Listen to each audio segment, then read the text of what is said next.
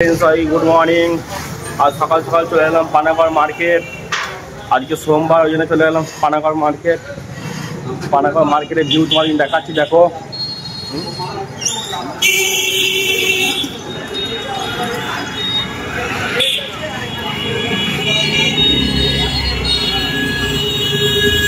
এই হচ্ছে পানাগড় মার্কেট, দেখো এদিকে সব কিছু বসছে দোকান। এই ফার্স্ট সকালই চলে এসেছি, সব কিছু দোকান বসছে। ওই দেখো দেখো দোকান বসছে অনেক।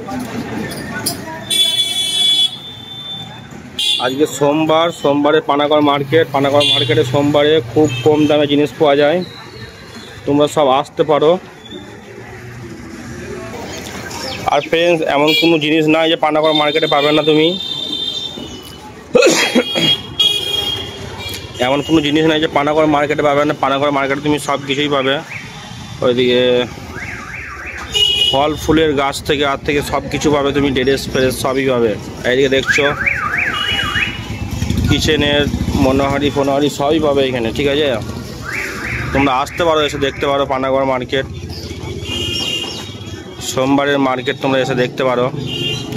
তো ফ্রেন্ডস, ভিডিওটা এই পর্যন্তই আজকের মতন।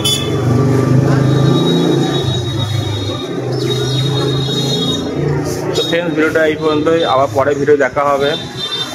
Tata, bye bye.